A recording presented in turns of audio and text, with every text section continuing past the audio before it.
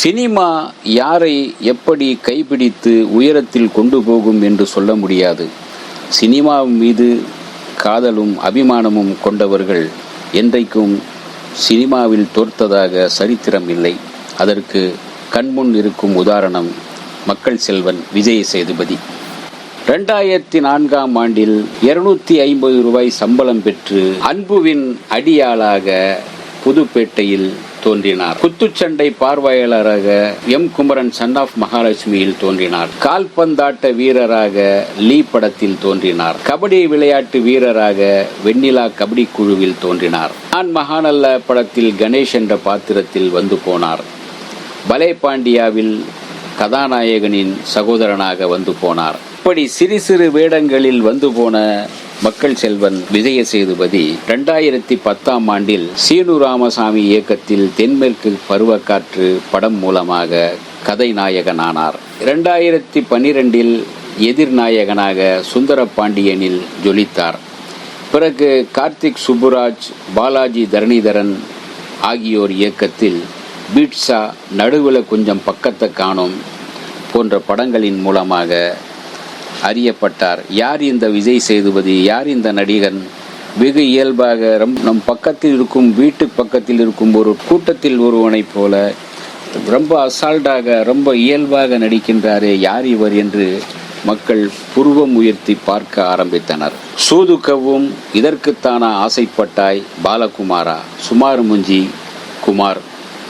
குமாரின் அளப்பாறையும் குமாரின் அந்த நடிப்பும் கொஞ்சம் வெகுளித்தனமான, அதே சமயத்தில் எதற்கும் தயங்காத, காதலுக்காக தன்னை அர்ப்பணித்துக் கொள்கின்ற சுமார் முஞ்சி குமாரின் அந்த நடிப்பு வெகுவாக மக்களால் ரசிக்கப்பட்டது. ரம்மி பண்ணையாரும் பத்மினியும் படத்தில் கார் டிரைவராக வந்து மனசை தொடும் விதமான கதாபாத்திரத்தில் பேசப்பட்டார்.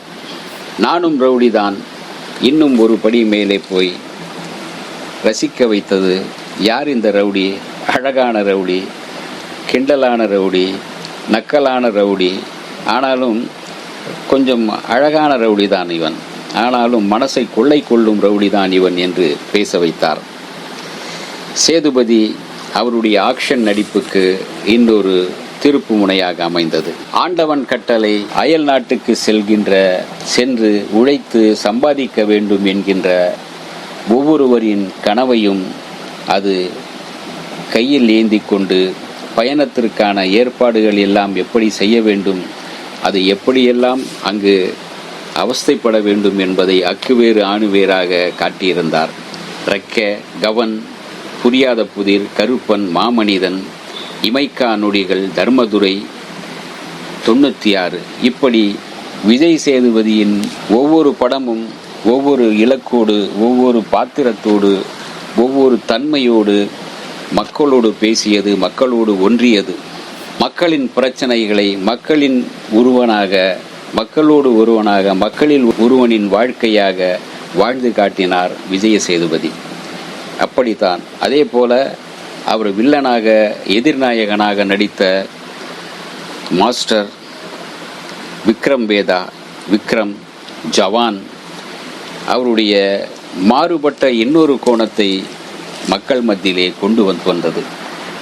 அவர் வில்லனாகவும் வந்தாலும் ஜொலித்தார், ஹீரோவாக வந்தாலும் ஜொலித்தார். ஆனால் தன்னை தனக்கு இந்த மாதிரி தான் நடிக்க தெரியும், தான் இந்த மாதிரி தான் நடிகன் தான் என்று தன்னை எங்குமே அவர் பதிவு செய்து கொள்ளவில்லை. தான் ஆக்ஷன் ஹீரோ மட்டும்தான், நான் ரொமான்டிக் ஹீரோ மட்டும்தான், நான் காமெடி ஹீரோ மட்டும்தான் என்று எங்குமே விஜய் சேதுபதி தன்னை பதிவு செய்து கொள்ளவில்லை. நான் ஒரு நடிகன், எல்லாம் செய்வேன், எல்லா பாத்திரங்களிலும் நான் வந்து என்னை நிரூபிப்பேன் என்று நிரூபித்தவர். மக்கள் மத்தியில் மக்கள் மனங்களில் குடியேறியவர் மக்கள் செல்வன் விஜய் சேதுபதி. அவருடைய 96 திரைப்படம் இன்று வரை இளைஞர்கள் மத்தியில் கொண்டாடப்படுகின்ற படமாக, பேசப்படுகின்ற படமாக இருக்கிறது. இப்படியும் ஒரு கதாபாத்திரத்தில் வந்து தன்னை நிரூபிக்க முடியும் என்று நிரூபித்திருந்தார். ஒரு அழகான காதலனாக, அலட்டிக் கொள்ளாத காதலனாக, அன்பான காதலனாக தன்னை வெளிப்படுத்தியிருந்தார் விஜய சேதுபதி. தமிழ் சினிமாவின் தவிர்க்க முடியாத ஒரு நடிகராக தன்னை உருவாக்கி கொண்ட விஜய சேதுபதியின் 50வது படமாக மகாராஜா வந்திருக்கின்றது. குரங்கு பொம்மை படத்தின் இயக்குனர் தான் இந்த படத்தின் இயக்குனரும் என்று சொல்லும்போது, விஜய் சேதுபதிக்கும் அந்த டைரக்டருக்கும் உள்ள அந்த புரிதல், அவர்களுக்குள் இருக்கின்ற அந்த சமூக அக்கறை, இந்த நாட்டுக்கு இந்த படத்தின் மூலம் என்ன கதை சொல்ல வேண்டும், என்ன சொல்ல வேண்டும், எப்படி பதிவு செய்ய வேண்டும் என்று இருவரும் புரிந்து செயல்பட்டதின் வடிவம்தான் மகாராஜா. விஜய சேதுபதியின் 50வது படமும் மகாராஜா மாபெரும் வெற்றி பெற்று தியேட்டர்களில் சக்கை போடுவதாக சொல்லப்படுகிறது. நாமும் பார்த்தோம், தியேட்டர்கள் கொண்டாடப்படுகின்றன. சலூன் கடை வைத்திருக்கும் மகாராஜா மகள் ஜோதியுடன் வசித்து வருகின்றார். ஒரு எளிமையான வாழ்க்கை, வெகு ஆர்ப்பாட்டம் இல்லாத, சலசலப்பில்லாத அமைதியான வாழ்க்கை. ஒரு நாள் போலீஸ் நிலையத்திற்கு சென்று தன் வீட்டில் இருந்த லட்சுமி திருடு போய்விட்டது என்று புகார் கொடுக்கின்றார். புகார் கொடுத்ததோடு நில்லாமல் எப்படியாவது கண்டுபிடித்து தர வேண்டும் என்றும் கோரிக்கை வைக்கின்றார். சரி, உண்மையாகவே அவர் வீட்டில் இருந்து எந்த லட்சுமி காணாமல் போனால், உண்மையாக மகாராஜா வீட்டில் களவு போனது என்ன, அங்கு நடந்தது என்ன, வீடு புகுந்து கொள்ளையடிக்க கும்பலுக்கும் அவருக்கும் என்ன சம்பந்தம், ஒரு சலூன் கடைக்காரரின் வீட்டில் ஒரு கொள்ளை கும்பலே புகுந்து கொள்ளையடிக்கும் அளவிற்கு அங்கு என்ன இருக்கிறது இது என்பதே மீதி கதை. இறுக்கமான முகத்துடன் மகளுக்காக எதையும் செய்ய தயங்காத பாச தந்தையாக, வெள்ளந்தியான மனுஷராக மகாராஜாவின் திரை நடிப்பு பார்ப்பவர்களை மிரள வைக்கின்றது. நம்மை போல ஒருவன் அக்கறையோடும் ஆசையோடும் எண்ணமாய் வாழ்ந்திருக்கின்றான் என்று நினைக்க தோன்றுகிறது. திரைக்கதையும் அசத்தல், நடிப்பும் அசத்தல். விஜய சேதுபதி என்ன வேடத்தில் நடித்தாலும் அந்த பாத்திரமாகவே நம் கண்முன் தோன்றுவார் என்பதற்கு மகாராஜா திரைப்படம் ஒரு முன் உதாரணம். மக்கள் மனங்களில் இடம் பிடித்த மகாராஜா எல்லோரும் பார்க்கலாம், ரசிக்கலாம்.